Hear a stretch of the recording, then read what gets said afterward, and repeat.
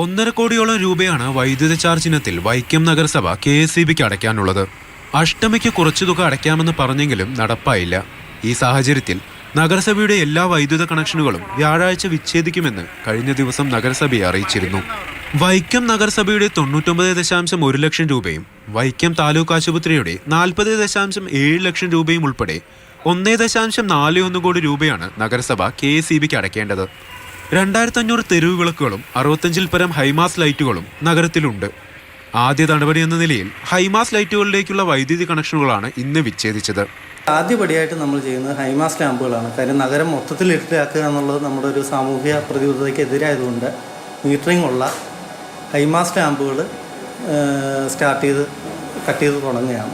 പ്രധാന നിരത്തുകളിലെ ലൈറ്റുകളിലെ വൈദ്യുതി വിച്ഛേദിച്ചതോടെ വ്യാപാരികളും നാട്ടുകാരും പരാതിയുമായി രംഗത്തെത്തി.